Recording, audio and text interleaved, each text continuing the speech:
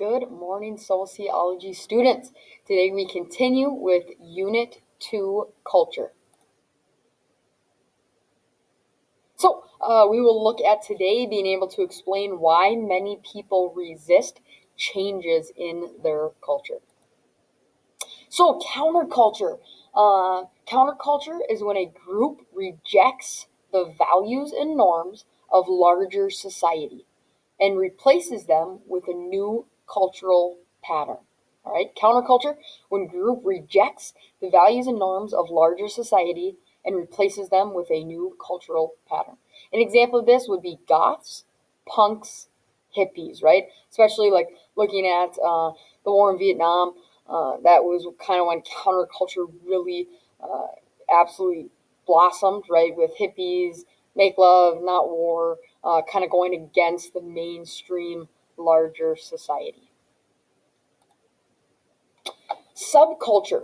Subcultures have unique cultural characteristics. Okay, a subculture. So they do not reject the values and practices of society. They just have their own unique cultural characteristics. Okay, separate values, norms, and beliefs. So three examples for you would be Chinatown, right? Those of you that have been to Chinatown, it doesn't reject the values or the culture of the United States, but Chinatown in New York has their own unique cultural characteristics, right? It's almost like you're walking into a different culture.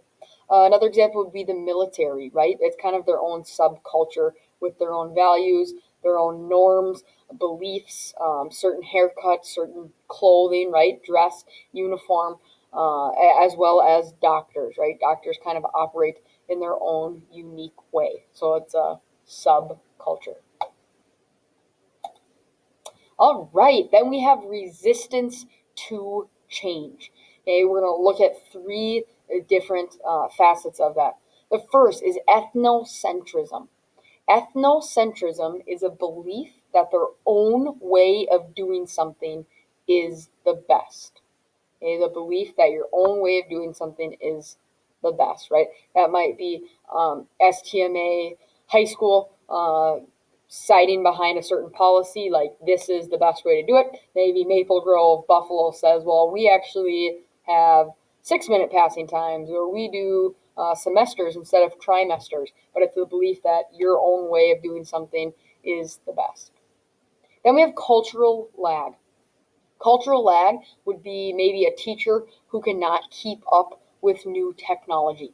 Maybe you've experienced this with your parents, especially during these COVID times of virtual meetings. You might have had to help your mom or dad figure out how to set up their camera or Zoom, maybe Google Meets. It's also funny when older relatives get on Facebook for the first time, right? They're probably that cultural lag. They're asking for your help. Then we have vested interest. Vested interest is manufacturing technology. Okay, vested interest, manufacturing technology. So think about it. A lot of students your age, kids your age, are all about the increase in technology. But I want you to think about, would you resist change, right? Would you resist that technology change if it meant the loss of your job? So think about it. Maybe you've been working at Target as a cashier for years and years, and then all of a sudden they have, automatic checkout. They have self checkout, and now robots can check out instead of you. So maybe you would be resisting that change if it meant the loss of your job. All right, vested interest. These are all three examples of resistance to cultural change.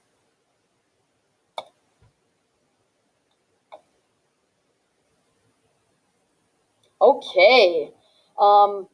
When thinking about culture, right? Changing values. Values, like all aspects of society, change. So I want us to think about what causes social change. Well, these five are kind of the main reasons, causes of social change. The first is technology. Okay, I have some images up here for you. Think about World War One and the technology that led to so many casualties, and it completely changed the ways wars would be fought forever. The second thing is population. Look at the demographic transition model, if you remember that from human geography in ninth grade, right? Depending on population rapid increases or maybe shrinking populations, that absolutely can create social change, and change a nation's values depending upon their population, if they're a developed or developing country. The next is diffusion, right? Think about as people began to travel and ideas began to travel, we think about social media, we think about even fast food, right? As transportation became increased in our country, look at the development of fast food. Physical environment, obviously thinking about global warming, different climate change. We look at people that are being displaced around the world due to flooding. And then the last one is wars, right? The destruction of World War II. Think about how that changed the face of Europe, right? But these five things are the leaders in causing social change and changing values.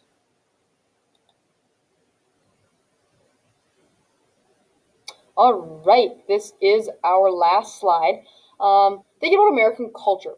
Is American culture in a state of decay? I want you to think about that.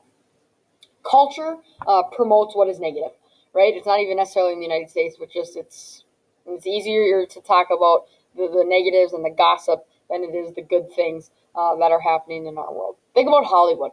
Pop culture is thought to be blamed for our current state of decay, right? A lot of people think Hollywood desensitize, normalize, and glamorize. Okay, so when we hear about so many celebrities that were arrested, right? Oh, so we see mugshots of celebrities, or we hear about them entering, drug rehab, or we hear about their affairs and all the people that they're sleeping with. Then it starts to become normalized, right? It's just like we're not shocked to hear about this information. It just becomes normal for people to hear about. And then that third one, especially with social media, it's almost glamorized, right? Um, and that's when it's hard, right? When you have young kids looking up to these actors or actresses, musicians, professional athletes, and they're doing these things, domestic violence, and then it's all over social media, and then nothing really happens. And then it gets into that they're still glamorized despite what they did. So, looking at it from a sociological perspective, functionalists believe or think the situation or state will take care of itself, right? So, even if people do think American culture might be in a state of decay, functionalists are like, it will ultimately take care of itself.